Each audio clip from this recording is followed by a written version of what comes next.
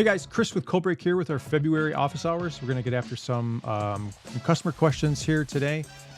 First one is, hey guys, looking at getting the cold one and was curious if it would fit a 2.5 gallon Corny keg. What is the interior height? They don't. The interior of the white cooler that the Cold One Pro is, and then the new Cold One Go, they're not tall enough to fit a 2.5 gallon Corny keg. Also, they don't use ball lock fittings. And so we have to use a low profile Sankey decoupler in order to get the lids to close completely, especially when you pack ice and stuff around it. But to get all of that to close completely, we have to use a low profile Sankey D. And so no, the 2.5 gallon Corny kegs are a lot taller than our standard keg, our 2 gallon keg that we put in there. So unfortunately, they're not interchangeable. All right, number 2. Do you have an option for flow control faucets or an option for no faucets so I can buy my own? So I'm assuming that you're talking about Jockey boxes. And unfortunately, no, because what a flow control faucet does is it increases the resistance in your system.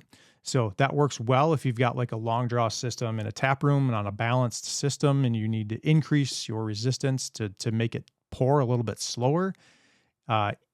Yes, you want that ability, and that is a very awesome capability that those flow control faucets provide that establishment.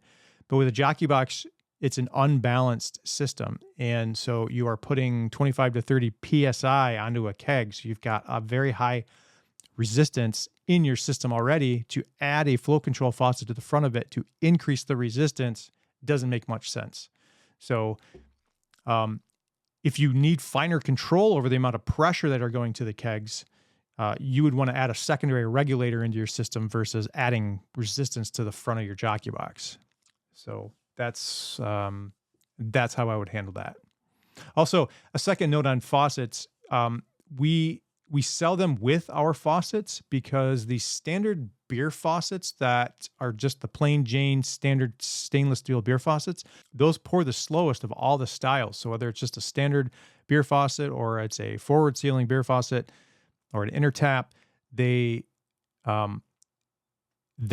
all pour at a higher rate. You get a better pour with the standard beer faucets off of a Jockey box. So that is specifically why we sell those types of faucets with our Jockey boxes. So we sell them with them.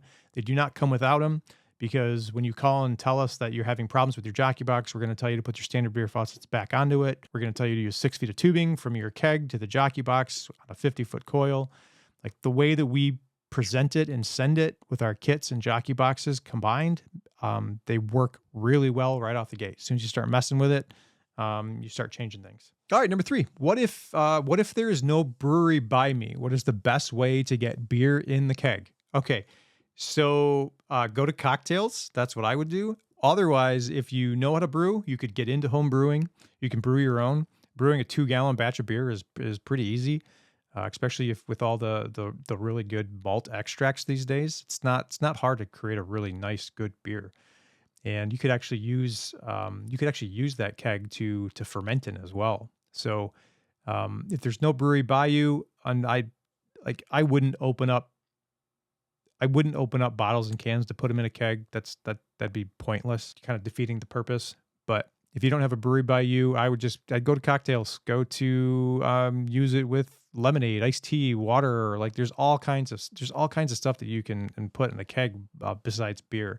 And actually, we found we thought this would be the most popular with beer, taking it to a brewery and getting it filled. But we found quite the opposite, that people are loving them for cocktails. And so they're making all kinds of fun recipes and videos with them. And we encourage you to do that as well and send them our way. We like seeing what you guys are doing. So if you can't get beer, go to cocktails. And number 4, hey guys, I'm looking to get a custom wrap 2-tap front-facing Jockey box, but I'm curious how it works. Do I put an order in and then I send the PDF separate? Doesn't seem to be an option to submit PDFs prior to ordering. Thank you. Yeah, either way, you can submit your artwork to us before or after you order the Jockey box. It doesn't really matter. It's like you can send it before, like that's fine, because we actually have to do some work on our end and color match it to our printers. So sending it beforehand actually kind of gets the ball rolling before you actually order. So Otherwise, we can't really do anything with your order until you've approved your artwork and we've kind of got things square on our end. So if you order and then send us your PDF, your order is just going to sit there for a little bit. So it's a few days of back and forth. But then typically it's about 2 weeks after art is approved before you receive the Jockey box, and that includes shipping. So it takes us about a week, 10 days to print, install. It gives us a few days leeway, and then ground shipping to you. The closer you are to Michigan, the faster you get it. So we we kind of build in 5 days in there as well for ground shipping. So it's about 2 weeks after you approve your artwork. And so we do have some changes coming to our wrap department here shortly. Hopefully that it'll be a little bit clearer on your end, on the customer side. We're gonna kind of explain things a little bit better. And you're not wrong. It is kind of confusing, and we're working on it. So any questions? Feel free to reach out. Support at coldbreakusa.com.